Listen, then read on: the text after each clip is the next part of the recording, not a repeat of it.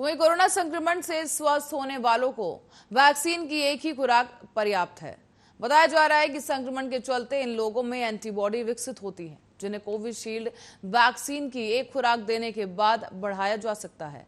ऐसे लोगों के लिए 2 खुराक देने की आवश्यकता नहीं होती।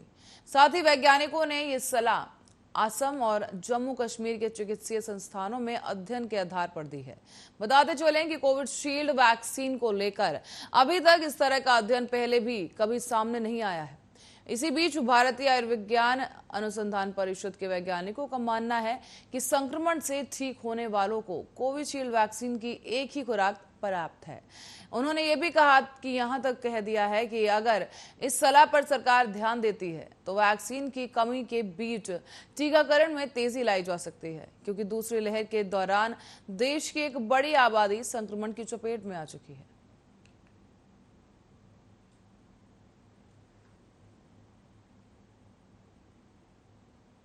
तो वहीं देश में कोरोना की दूसरी लहर जा चुकी है। तीसरी लहर की आशंका है, जिसको लेकर सजग रहने की जरूरत है। बताते चले कि बच्चों को कोई परेशानी ना आए और उसके लिए बच्चों की वैक्सीन पर काम चल रहा है। इसी बीच सरकारी समिति ने सीरम इंस्टीट्यूट के क्लिनिकल ट्रायल करने की अनुमति देने के खिलाफ सिफारिश की गई है।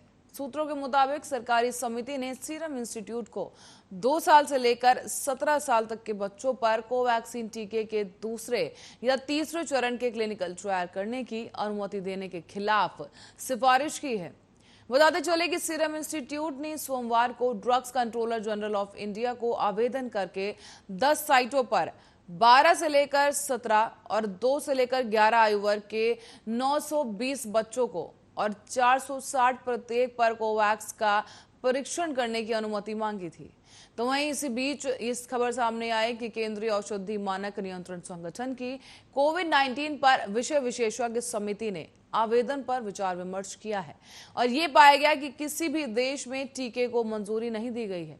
अगस्त 2020 में नोवैक्स और एसआईआई ने एक समझौते की घोषणा की थी, जिसके तहत अमेरिकी जैव प्रौद्योगिकी कंपनी ने एसआईआई को निम्न और मध्यम आयु वाले देशों में वैक्सीन के निर्माण और आपूर्ति का लाइसेंस दिया था। ऐसे में मार्च 2021 में सीईओ पुनेवाला ने कहा कि कोवैक्स को इस साल सितंबर तक लॉन्च कर दिया जाएगा। इसी बीच हैदराबाद स्थित भारत बायोटेक के पास भी 2 टीके मौजूद हैं, जिन्हें बच्चों पर आजमाया जा रहा है। कोवैक्सीन और BBV 154 एक शॉट वाला नाक वाला टीका है। साथ ही आपको बता दें कि जायरज ने भी 12 से लेकर 18 वर्ष के बच्चों पर टेस्ट शुरू कर दिया है।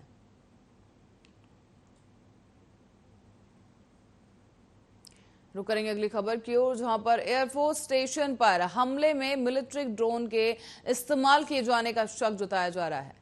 बताते चले कि व्यावसायिक ड्रोन से इस प्रकार के हमले नहीं किए जा सकते हैं।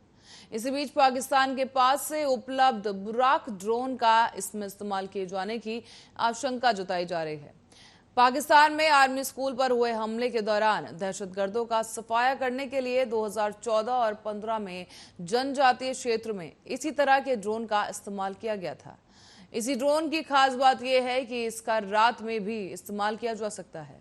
यह रडार की रेंज में नहीं आता है। इसी के साथ ही इस ड्रोन की गति 200 किलोमीटर प्रति घंटा होती है, जिससे वो लक्ष्य पर हमला आसानी के साथ कर वापस जा सकता है।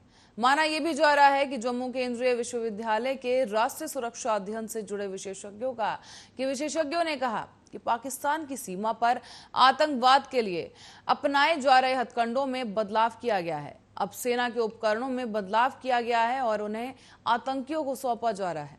बुराक ड्रोन इजराइल, अमेरिका, ब्रिटेन के साथ पाकिस्तान के पास है और इसका नियंत्रण पाकिस्तानी एयरफोर्स के साथ साथ ISI के पास भी है। और ये ड्रोन 2009 से ही पाकिस्तान के पास है, जिसका इस्तेमाल घनी आबादी वाले इलाकों में भी आसानी से किया जा सकता है।